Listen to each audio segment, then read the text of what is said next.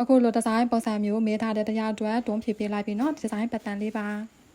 ကိုရမလာချေကန်တခုကိုဆွဲထားပါဒီဇိုင်းပတ်တန်ကကြတော့ white တောက်ပါတော့ကြောင့်မလို့ရေဦးဆုံးပထမချက်နဲ့ကိုရမလာချေကန် white တောက်ကိုဆွဲမယ်ဆွဲလို့ရှိရင်ပထမဆုံးချက်နဲ့အရင်ကလုပ်နေကြအတိုင်းပဲเนาะဂျိုင်းကို3ပုံပုံမယ်လက်ပင်ချချိန်ဖို့အတွက်ဂျိုင်းကို3ပုံပုံလိုက်ပါလက်ပင်ချချိန်ဖို့အတွက်ဒီမျိုးဂျိုင်းကို3ပုံပုံလိုက်ပါမယ်ဒီလိုမျိုး3ပုံပုံလိုက်ပါမယ်เนาะ3ပုံပုံလို့ရှိရင်ဒီအဆုံးပုံကိုကြတော့မြင်းတစ်ဖြောက်တည်းတာပြီးပါတော့ပေါလို့ရှိရင်အဆောင်ပေါကိုဒီလိုမျိုးမြင်းဖောက်ထားလိုက်ပါမယ်မြင်းဖောက်လို့စားလို့ရှိရင်ဒီလက်ပင်လေးပဲကြတော့လက်ပင်ကြားချင်မြင်းလေးပါအဲ့လက်ပင်ကြားချင်မြင်းကနေတုံးလို့တလမလေးဖြစ်တလမနဲ့20ဖြစ်ကိုကြိုက်တာစင်ပါနော်တလမဖြစ်တလမခွဲဖြစ်ကြိုက်တာစင်လို့ရှိရင်ပုံမှန်ဆိုတလမပြပြကြိုက်တဲ့အတွက်ဆိုတလမခွဲအခုဆိုရင်ဂျာတုံးယူလိုက်မယ်နော်တလမနဲ့20တုံးယူလိုက်မယ်အဲ့လိုမျိုးအဆင်ပြေတိုင်းမှာဆိုရင်လက်မကျဲတောင်းလမ်းမခွဲဘလို့တိုင်းမဆိုတော့သူရပခုံးကိုကြတော့ဒီလိုမျိုးအပြည့်ရေးလိုက်မယ်နည်းနည်းဆက်ဆွဲလိုက်မယ်နော်ပခုံးကိုကြတော့ရှေ့ဘက်ကိုနည်းနည်းဆက်ဆွဲလိုက်မယ်ဆက်ဆွဲလို့ရှိရင်လက်ပြဲကျဲကိုဒီနေရာမှာတောင်းလမ်းမခွဲရှိတဲ့နေရာလေးကိုအဲ့လိုမျိုးအမှန်လို့ရှိရင်အဲ့ဒီအမှတ်ကနေစောနာကလည်းပေးချချင်မြင်ဆင်းခဲ့တာလေးကိုတိုင်းကြည့်မယ်ဒါကကြတော့ခုနှစ်တရမနဲ့ဒီခုနှစ်တရမနှစ်ကတောင်းလို့ရတယ်ခုနှစ်ခွဲမကြော်ရင်တောင်းလို့ရတယ်နော်တဲ့တမန်နဲ့ဆင်းလို့ရှိရင်ဒီလက်ပြချချင်မြင်ကနေအပေါ်ကို40လောက်တက်လိုက်မယ်40တက်ပြီးလို့ရှိရင်တော်တော်ပွေနဲ့ဝိုင်းလိုက်ပါမယ်နော်ဒီမျိုးပေကွေးနဲ့ဝိုင်းလိုက်ပါမယ်ဒီလိုမျိုးဒေကွင်းနဲ့လိုက်ပါမယ်ဒါဆိုရင်သူလိုချင်တဲ့ဒါဆိုရင် white ရဲ့အဓိကအခြေခံချက်လေးပြီးတော့ပြီ white ရဲ့အဓိကအခြေခံချက်ကဘာလဲဆိုတော့ white မြင်းကြောင်းဆွဲမယ်ဇိုင်းကိုသုံးပုံလို့ရှိရင်လည်းပြချချင်မြင်းကြောင်းဆွဲမယ်လည်းပြချချင်မြင်းကနေတလမတို့မဟုတ်တိတ်ခွဲကြိုက်တာစင်မအခုတော့တလမနဲ့ဆင်းလာပါတယ်အဲ့မဲ့တလမနဲ့ဆင်းလို့ရှိရင်လည်းပြချချင်မြင်းအပေါ်ကနေလေးဆက်တက်လို့ရှိရင်သူ့ရဲ့လက်ပင်ခက်ကြီးကကာကြီးပေါ်ဆိုင်ဖြစ်တဲ့ကြောင့်လို့ကာကြီးပေါ်ဆိုင်ဝိုင်းလိုက်တယ်ဒါဆိုရင် white ရဲ့အဓိကအခြေခံချက်လေးပြီးတော့ပြီဇိုင်းပတ်တန်းလေးဖြည့်တဲ့အခါမှာဆိုတော့ပထမဆုံးချက်နဲ့ပါကိုဖြည့်မလဲဆိုတော့သူလိုချင်အကယ်၍ကိုကရင်ဆက်ကြလို့ရှိရင်ရင်ဆက်မြင်ကြောင်ရေးပါအကယ်၍ဒီဒီဇိုင်းပတ်တန်အရာရင်ဆက်ရွက်ကိုရင်ဆက်ကြလို့ရှိရင်ရင်ဆက်မြင်ကိုဖြည့်ပါအကယ်၍မချလို့ရှိရင်မဖြည့်ပါနဲ့နော်ရတယ်မှာပိုင်းပေါ်ဆိုင်ရရင်ဆက်ပါတော့ကြောင့်လို့သူ level ဒီရင်မြင်ကနေနှစ်လက်မဆင်းလိုက်မယ်နော်ရင်မြင်ကနေနှစ်လက်မဆင်းလိုက်မယ်အဲ့ဒီနှစ်လက်မဆင်းလာတဲ့မြင်ကိုကြတော့ရင်ဆက်မြင်လို့ခေါ်ပါတယ်အဲ့ဒီရင်ဆက်မြင်ကြောင်တော့ဆွဲလိုက်မယ်နော်ရင်ဆက်မြင်ကြောင်ဆွဲလိုက်မယ်ဒီလက်ပင်ကျဲကဘယ်လိုမျိုးဆော်ပြီးပေါ်ဆန်တွေ့လားတွေ့ရလက်ပင်ကျဲကပြီးပေါ်ဆန်ဖြစ်တဲ့ကြောင့်လို့တုံးလုံးဒီမျိုးပြီးပေါ်ဆန်ဒီလက်ပင်ကျချင်မြင်ဒီမျိုးပြီးပေါ်ဆန်လေးဆွဲမယ်နော်တွေ့ရလက်ပင်ကပြီးပေါ်ဆန်ဖြစ်တဲ့ကြောင့်လို့ပြီးပေါ်ဆန်ဒီလက်ပင်ကျချင်မြင်ထိပဲယူပါမယ်တွေ့ရအောက်ဝိုင်းလေးကဒီအောက်အကားလေးကကြတော့ရင်အောက်မှာရှိရင်ပိုလှတယ်ဒါကြောင့်လို့ရင်အောက်ရောက်ဖို့အတွက်တော့ဒီရင်မြင်ကနေနှစ်လက်မဆင်းလို့ရှိရင်ရင်အောက်ရပါတယ်ဒါကြောင့်လို့ဒီအမှတ်လောက်ဆိုရင်ဒီအမှတ်လောက်ဆင်းလိုက်မှဆိုရင်ရင်အောက်ရမှာပါဒါကြောင့်လို့ဒီအပေါ်ကမှန်တဲ့ဒီအမှန်နဲ့ဆက်လိုက်လို့ရှိရင်သူဒီဇိုင်းပတ်တန်ကပြီးသွားပြီเนาะဒါဆိုရင်ဘယ်လိုဆက်ရမလဲဆိုတော့ရေဦးစောဒီလက်ပင်ဝီဖောက်ခဲ့တာလေးကိုဆွဲလိုက်မယ်ဆွဲလို့ရှိရင်သူ့အတွက်ဒီလက်ပင်ဝီအပေါ်အတွက်6စာ3စိုက်ဖယ်မယ်သူလက်ပင်ဝီအပေါ်အတွက်6စာ3စိုက်ဖယ်မယ်ဒီအောက်ဝိုက်အတွက်6စာ3စိုက်ဖယ်မယ်ရေဦးစော6စာ6စိုက်လေးအရင်ဖယ်ပေးပါဒီ6စာ6စိုက်ကတော့ဖယ်ရမယ်เนาะမဖယ်လို့မရဘူးအနည်းဆုံး4စိုက်ဖယ်ပေးပါအများဆုံး6စိုက်ဖယ်လို့ရပါတယ်အကယ်၍ကို6စာက2စိုက်စာပဲဆိုရင်6တီမှာဆိုရင်4စိုက်ပဲဖယ်ပေါ့ဒါပေမဲ့6စာတော့အများကကြတော့3စိုက်2စိုက်ကတော့3စိုက်ရှိတာများတယ်ဒါကြောင့်တော့6စိုက်ပို့လို့ရှိရင်ပို့ပြီးတော့အဆင်ပြေပါတယ်เนาะမြန်မယ်လက်ပင်ဝီကနေဒီလိုမျိုး6စာ6စိုက်လက်ဖယ်လို့ရှိရင်ဒါတဲ့အမှတ်နဲ့ဒီရင်အောက်နဲ့ဒီလိုမျိုးဆက်လိုက်ရောမှာပဲเนาะဒီလိုမျိုးဆက်လိုက်ရောမှာပဲဒါဆိုရင်သူ့လိုချင်တဲ့ design pattern လေးပြီးတော့ပြီเนาะဒီချက်ဆွဲလိုက်နိုင်တဲ့သူလိုချင်တဲ့ design pattern ပြီးတော့ပြီဒါပေမဲ့နောက်တစ်ချက်သုံးပြောမယ်အနားလေးကကြတော့စာနာဒီလိုမျိုးစာအနားလေးထည့်မယ်ဆိုရင်သူ့အတွက်လက်ပင်ကိုစာမလိုတော့ဘူးလက်ပင်ကိုစီရမလိုတဲ့အတွက်ကြောင့်မလို့ဒီလက်ပင်မြင်ကနေတုံးတုံးလေးစိတ်စင်လေးစိတ်စင်လာတဲ့အမှတ်နဲ့ဒီအမှတ်နဲ့ဆက်လိုက်မယ်ဒါပေမဲ့အခုတုံးပြမှာဖြစ်တဲ့အတွက်ကြောင့်မလို့ဒီနားကပြောင်းလက်ပင်ကိုလိုခဲ့မယ်ဆိုရင်အပေါ်ကို3စိတ်ဒီလေအပေါ်အတွက်3စိတ်ဆင်းမယ်ဒီလက်ပင်ကိုအတွက်3စိတ်6စာချမ်းပြီးမှတာလေဒီလိုမျိုးဝိုက်ပေးပါเนาะအဲ့ဒါကြောင့်နားလေတော့ဟုတ်မြန်မြန်ပါနော်ဒီနေရာလေးကကြတော့စာအနားလေးထည့်ခဲ့မယ်ဆိုရင်ဒီလက်ပင်ကြချင်မြင့်ကနေအောက်ကို4စိတ်ပဲဆင်းပါအကယ်၍ဒီအနားလေးကစာအနားမဟုတ်ဘူးလက်ပင်ကိုရမယ်ဆိုရင်သူ့အတွက်6စာ3စိတ်ကိုဒီနေရာမှာပို့ရမှာဖြစ်တဲ့အတွက်ကြောင့်မို့လက်ပင်မြင့်ကနေ6စိတ်ဆင်းမယ်စာအနားဖြစ်ခဲ့မယ်ဆိုရင်4စိတ်ပဲဆင်းအကယ်၍စာနာမဟုတ်ဘူးလက်ပင်ကိုရမယ်ဆိုရင်ဒီလက်ပင်ကနေ6စိတ်ဆင်းအခုကကြတော့စာနာမဟုတ်ဘူးလို့သုံးသပ်မှတ်ထားမယ်နော်ဒါကြောင့်မလို့လက်ပင်ကနေအောက်ကို6စိတ်ဆင်းလို့ရှိရင်အဲ့ဒီ6စိတ်ဆင်းလာတဲ့မှန်နဲ့ဒီရင်မြင်းနဲ့ဒီမျိုးလာဆက်လိုက်မယ်ပြီးတော့ပေးတာနော်ဒါဆိုရင်လိုက်တာနဲ့လိုက်ပါမယ်လိုက်တာနဲ့လိုက်ပါမယ်ဒါဆိုရင်အားလုံးပြီးတော့ဆိုတော့သူလိုချင်တဲ့ဆိုင်ကကြည့်တာမလားအခြေခံပြီးတာနဲ့ရှေ့လက်ပင်ဖောက်မယ်နောက်တော့ဒီမြင်းဆွဲလိုက်ရောလည်းတွေ့လားအချက်နဲ့ချက်ဖိလိုက်ရောလည်းပြီးတော့ဒီ white ရဲ့ဒီကအခြေခံချက်ဆွဲပြီးလို့ရှိရင်ဒီ weave လက်ပင်ရဲ့ weave ပုံစံဖောက်မယ်နောက်တော့သူလိုချင်တဲ့ဆိုင်လေးဆွဲလိုက်ရောမယ်ဒီနှစ်ချက်ပဲဖိလိုက်တာနဲ့ဒီ design pattern လေးပြီးတော့တွေ့လားအပိုင်း1ဒါကကြတော့အပိုက်တင်နေတာနဲ့ယူပါဒီနေရာအပိုင်း1မှာကြတော့ဒါကကြတော့အပိုင်း1ဒီဘက်မှာအပိုင်း2အပိုင်း1ကပဲဒါလဲဆိုတော့အခုနော် ဒီအပတ်တင်ကတန်းလာမယ်နောက်သူလည်းပြင်ကကြည့်ပေါ်စံနောက်ဒီ white တောက်ပါမယ်ဒီအပိုင်းလေးကိုကြတော့အပိုင်းတက်နော်နောက်တော့ပိုင်းနှစ်ကကြတော့ဒီ white တောက်သူနဲ့ဆက်ရမယ်အပိုင်းပေါ်ဒီ white တောက်အပိုင်းလေးကိုကြတော့အပိုင်းနှစ်နော်ပြန်ပြောမယ်အပိုင်းတက်ကဒီမှာအလဲဆန်တာအပတ်တင်ကတန်းကကြည့်ပေါ်စံဒီ white တောက်ဒါလည်းကကြအပိုင်းတက်လူနဲ့တွဲရမယ်အပိုင်းဒီအပိုင်းလေးကိုကြတော့အပိုင်းနှစ်နောက်တော့ design pattern အပိုင်းခုဆွဲထားတဲ့ design pattern အပိုင်းလေးကိုကြတော့အပိုင်း3လို့သုံးသပ်မှတ်လိုက်မယ်နော်ပြန်ပြောမယ် design pattern အပိုင်းကကြတော့အခုဆွဲထားတဲ့ဒီမြင်းနီလေးပေါ့နော်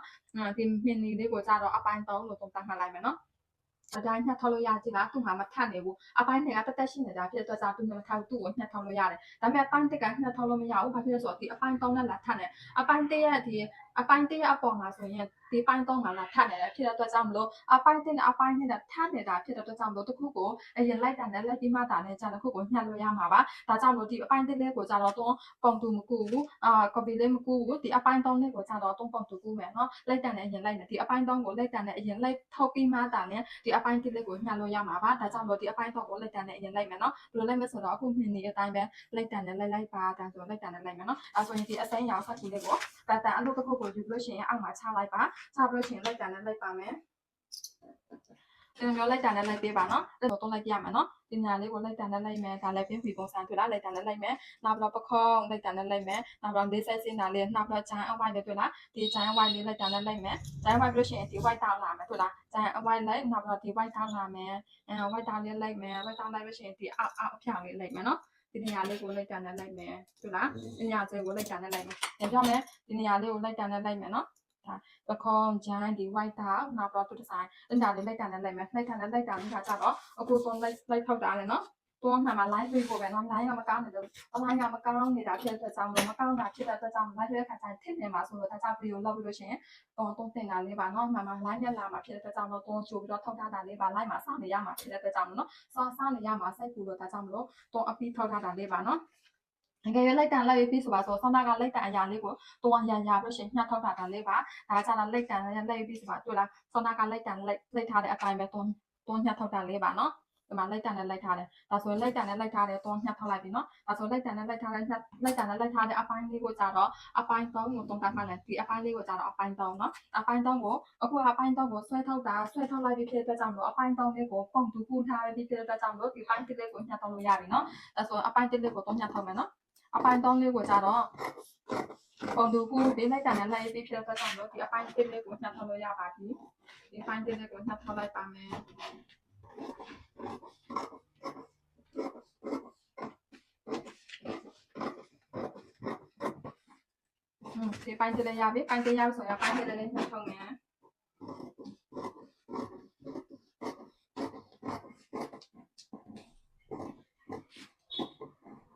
်ဒီသားတော့အကောင်စားထောက်မယ်နော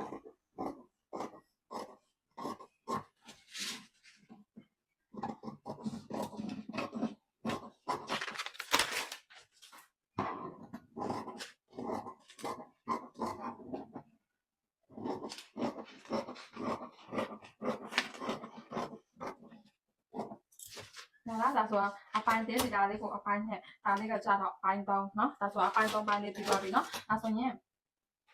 ဘယ်နှချမ်းယူရမလဲဆိုတော့တော့ပြမယ်เนาะဘယ်နှချမ်းယူရမလဲဆိုတော့တော့ပြမယ်ဒီဒါလေးကိုကြတော့အပိုင်း1ကိုလည်းကြတော့အပိတ်တင်ကဒါယူလို့ရှိရင်တစ်ချမ်းပဲယူပါမယ်เนาะဒီအပိုင်း2ကိုလေးကိုကြတော့2ချမ်းယူပါမယ်နှစ်ချပဲတစ်ချမ်းညာတစ်ချမ်းပေါ့เนาะဒီအပိုင်း3ကလည်း2ချမ်းယူပါမယ်ဘယ်အတွက်တစ်ချမ်းညာအတွက်တစ်ချမ်း2ချမ်းယူပါမယ်เนาะဒါပေမဲ့ပိုက်ဆိုင်ရတဲ့ခါကျရင်ပိုက်ဆကိုခောက်လို့ရှိရင်ဒီပတ်တန်ကိုတင်လိုက်ရုံပဲဒါဆိုရင်ဒီအပိုင်းတစ်ကအပိုက်တင်နေတာနဲ့ရလာမှာဒါကြတော့သူကပတ်တန်နဲ့ပဲပြတာဖြစ်တဲ့အတွက်ကြောင့်လို့ဒီဒါတစ်ခုကိုတွန်းပုံတူကူထားတာလေးပါနော်အကယ်၍ကိုညှက်လို့ရှိတာပုံတူကူချင်မလို့နော်ပိုက်ဆခောက်ပြီးတင်ညှက်လိုက်ရုံပဲအခုကသူကပြရမှာဖြစ်တဲ့အတွက်ကြောင့်လို့နော်ပိုက်ဆကိုညှက်ပြရတာစိတ်မပြေတာဖြစ်တဲ့အတွက်ကြောင့်လို့ဒါကကြတော့ပိုက်ဆသဘောပဲသဘောထားလိုက်နော်ဒီတစ်ခုကိုတိုက်နဲ့ကတ်မယ်နော်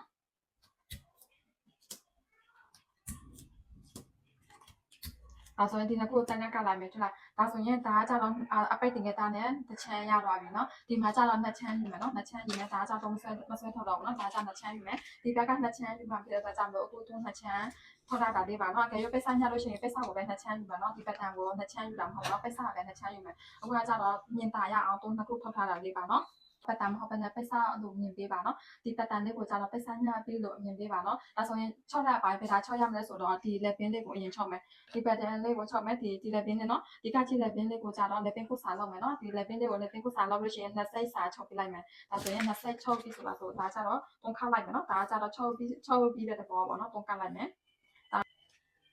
ဒါလည်းဒါကျချုပ်ပြီးဆိုတော့ဒါကကြတော့တုံးခလိုက်ပြီနော်ချုပ်စာနှစ်စိတ်စားကိုတုံးခလိုက်ပြီတွေ့လားလက်ပင်းကိုလို့ရှိရင်ဒီဒါလေးကိုလည်းလက်ပင်းကိုပါမယ်ဒီဒါလေးကိုလည်းလက်ပင်းကိုပါမယ်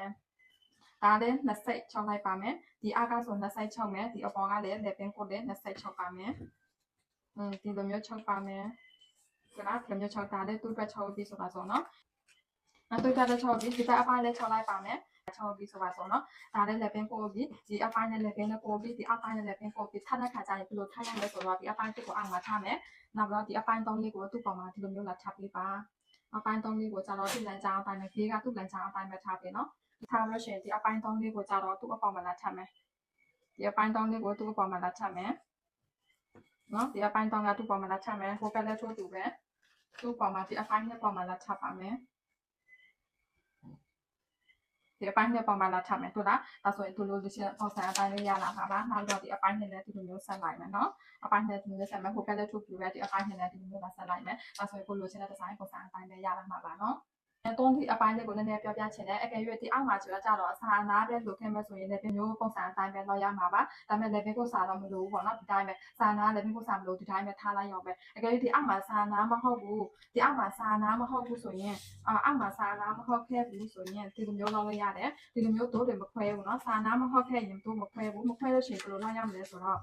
ဒီအပေါ်ပိုင်းလေးကကျတော့မခွဲလို့ရတယ်နော်ဒီလိုမျိုးတိုက်လက်ကနိုင်မယ်တွေ့လားအဲ့ဒီစာနာမဟုတ်ပြောင်းမယ်တို့မခွဲချင်ဘူးဆိုရင်ဒီနှစ်ခုကမခွဲချင်လို့ရှိရင်ခွဲလေးရတယ်နော်မခွဲလေးရတယ်အကယ်၍မခွဲချင်လို့ရှိရင်အဲ့နှစ်ခုကိုတိုက်လက်ကမယ်တွေ့လားတိုက်လက်ကလို့ရှိရင်ဒီတိုင်းညှပ်လိုက်ရုံပဲပြောင်းစားဒီတိုင်းညှပ်လိုက်ရုံပါပဲဒါဆိုရင်အခုလိုမျိုးဒီဇိုင်းပုံစံနားနဲ့လိုက်မျိုးတုံးထင်ပါတယ်နော်